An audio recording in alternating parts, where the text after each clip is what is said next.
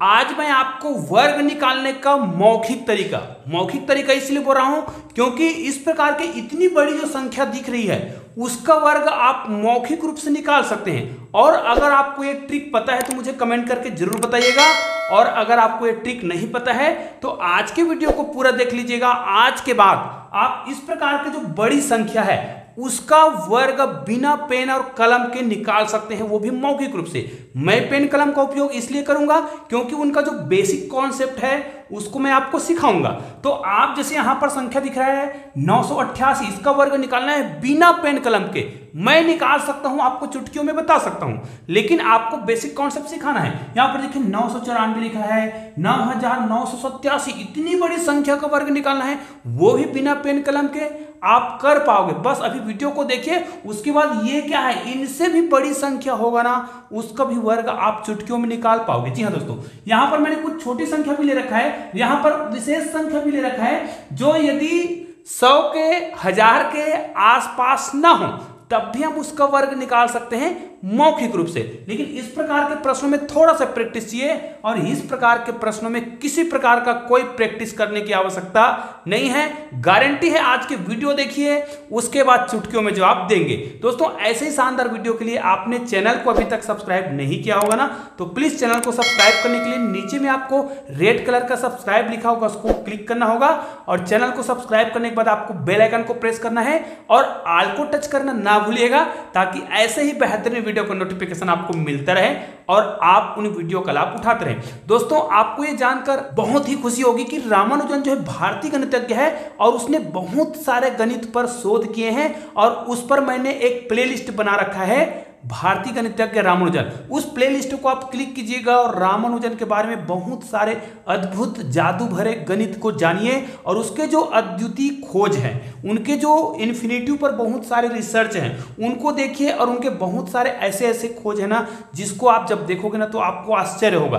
तो आइए आज के वीडियो को प्रारंभ करते हैं। यहां पर देखिए मैंने कुछ संख्या लिखा है, और इसका वर्ग निकालने का जो बेसिक कॉन्सेप्ट है उसको मैं आपको सिखा रहा हूं। जैसे आपको यह लग रहा है कि ये संख्या है, इसका वर्ग निकालना बिना पेन कलम के नहीं हो सकता, तो आप इस वीडियो को देखिए, फिर उसके बाद इसका बिना पेन कलम के आप खुद कर पाओगे। कैसे? जैसे जिसका मुझे वर्ग निकालना है, ध्यान दीजिएगा, मैं समझा रहा हूं इसलिए इसका उपयोग कर रहा हूं। जैसे 988 का अगर मुझे वर्ग निकालना है, तो ध्यान दीजिए, वर्ग निकालने का सबसे बेस्ट कॉन्सेप्ट यहां पर मैं आपको समझाने वाला हूं।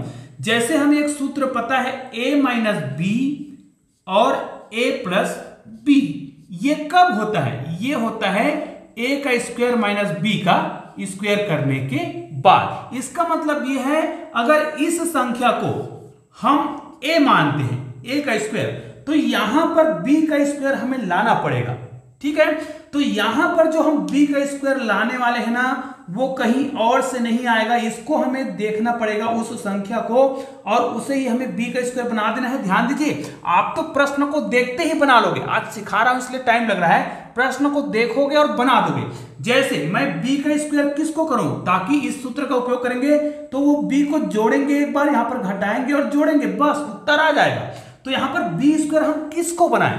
ध्यान दीजिए, ये जो संख्या जो दिख रहा होगा, कोई भी संख्या जो दिख रहा है, वो अपने निकटतम आधार से, मूल आधार है ना, जैसे ये किसके निकटतम है, तो हम जानते हैं कि ये 1000 के निकटतम है। तो ये 1000 से कितना कम है, कितना कम है, उसे ही आपको यहां पर क्या कर देना है, घटा देना है। तो ये कितना कम है जी, बहुत आसान है ना, 12 कम है, तो यहां पर आपको 12 लिख देना है, लेकिन केवल 12 नहीं लिखना है, स्क्वायर बनाना है, तो यहां पर आपको 12 का स्क्वायर करना है। चूंकि आपने 12 के स्क्वायर को यहां पर घटाया है, तो भाई आपको 12 के स्क्वायर को यहां पर जोड़ना भी है, बस आपका उत्तर हो गया। अब मैं आपको बोलूं कि इसका उत्तर बताना कितना कठिन है, आप क्या कहोगे? क्या इसका उत्तर आप चुटकियों में नहीं बता सकते? क्यों नहीं बता सकेंगे भाई? अब देखिए, इसका मतलब क्या होता है, 988 में आपको एक बार क्या करना है, 12 को जोड़ना है, ठीक है, और 988 में ही आपको एक बार 12 को घटाना है। बाकी ये 12 जो दिख रहा है ना, इसका तो वर्ग करना बड़ा ही आसान है। 12 का वर्ग कितना होता है, 144, इसको आपको जोड़ देना है, और बड़ा ही आसान है। कैसे? इनको जब आप जोड़ोगे, भाई मैंने बताया ना कितना कम है, तो जितना कम है तो उसको आपने घटाया और जोड़ा है ना।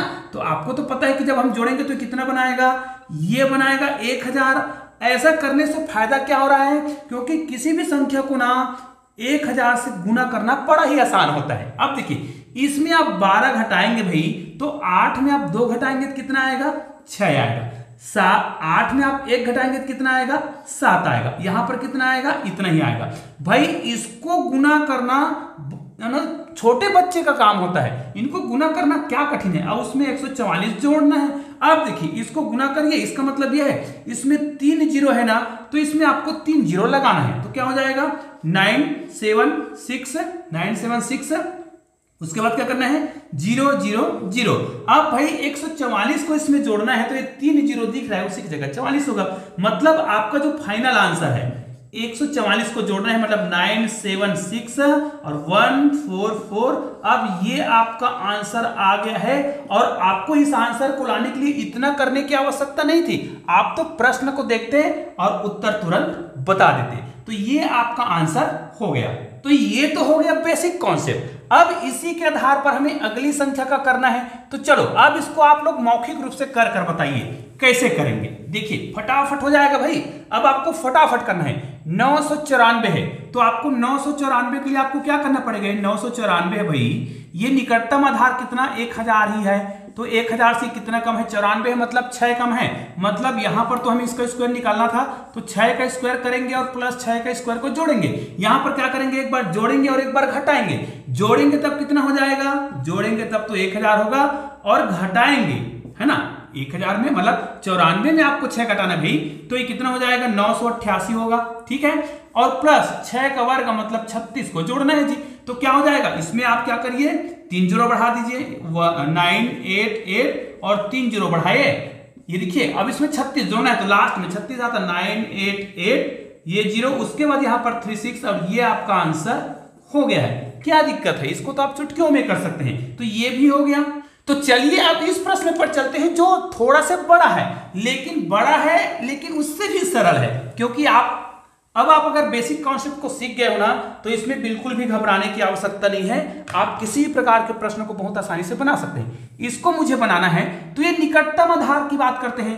तो ये चलो हम इसको लिखते हैं 9987। ठीक है, इसका मुझे वर्ग करना है। तो इसमें भैया 4 संख्या तो खुद है, तो इसमें 4 जीरो होगा इसके निकटतम आधार में। ठीक है, और इससे कितना कम है उसको हमें पता करना है। तो कितना कम है जी, 87 है, मतलब 13 कम होगा।